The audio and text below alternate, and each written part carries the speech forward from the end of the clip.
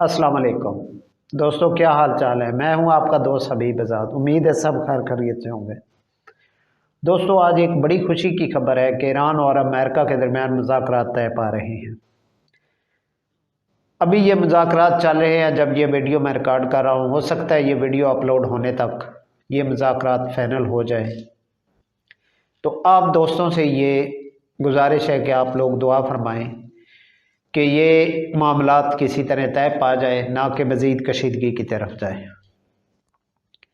Iran को ना चाहते हुए भी एक जंग में धकेला गया, और ये इतनी ख़तरनाक जंग थी कि पूरे इलाके और खित्ते का सुकून खतरे में पड़ गया।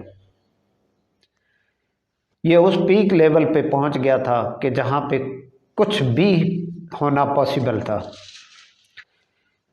लेकिन इसके अंदर अब ये मुज़ाकरात की टेबल जो सजी हुई है, इस मुज़ाकरात की टेबल पर लाने के लिए जिस भी इंसान ने, जिस भी कंट्री ने, जिस भी रियासत ने जो भी किरदार अदा किया है, तो वो काबिल तहसीन है। पूरी कौम को उनका शुक्रगुजार होना चाहिए कि ये जंग बंदी इस हाल में बहुत ज़रूरी थी।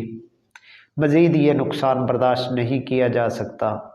सब नुकसान पूरे हो जाते हैं, लेकिन जो जानी नुकसान होते हैं, जो लोगों की ज़िंदगी होती है, मासूम लोगों की जानें होती हैं, इनका कोई अजाला नहीं होता, इनकी कोई कीमत नहीं दे सकता, इनका कोई नेमुल बदल नहीं होता। अब जैसा कि आपको पता है कि ईरान के अंदर 150 से ज़्यादा मासूम बच्चे शहीद हुए, और ईरान ने आज उनको बड़े बेहतरीन अंदाज से, बड़े भरपूर अंदाज से उन्हें एक खराज तहसीन पेश किया।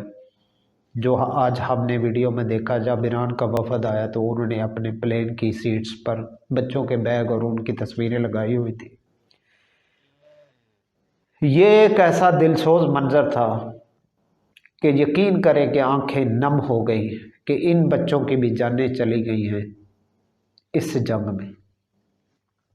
छोटे छोटे मासूम बच्चे, तस्वीरें देख के दिल को कुछ होता था।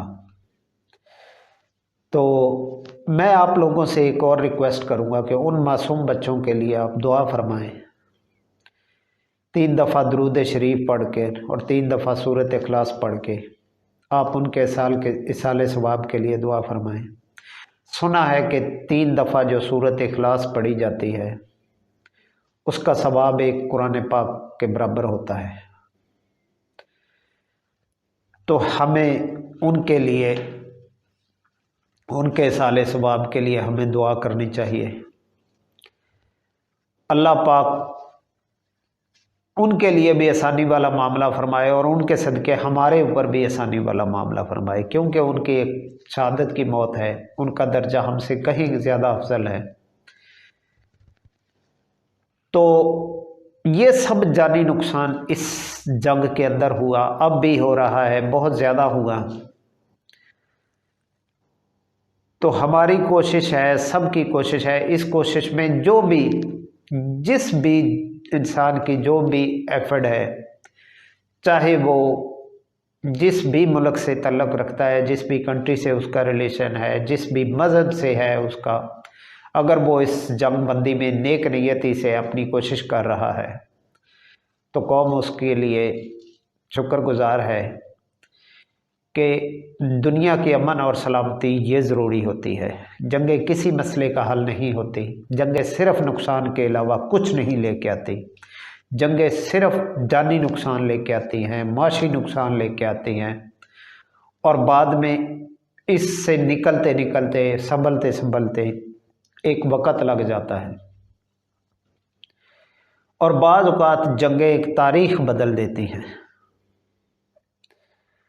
ये ज़रूरी नहीं होता कि जो बंदा जो जंग मुसल्लत करना चाहता है उसी की जीत हो। कभी कभी हालात बदल भी जाते हैं, जैसे अब ईरान ने पूरी दुनिया का एक नक्शा ही बदल दिया, पूरी दुनिया का एक ख्यालात ही बदल दिए। सबको शायद लगा था कि ईरान एक कमज़ोर मुल्क है, इसलिए उसके ऊपर ऐसा हमला किया गया।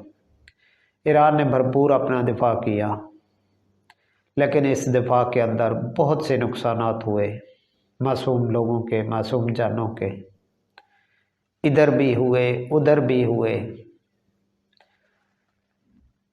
तो जिनको इन जंगों से कोई सरोकार नहीं होता, ये जंगें जिनकी ज़रूरत नहीं होती, वो खामखा इन जंगों के अंदर कुचल दिए जाते हैं। उनकी जानों का नुकसान हो जाता है, माल का नुकसान हो जाता है, बच्चों का नुकसान हो जाता है।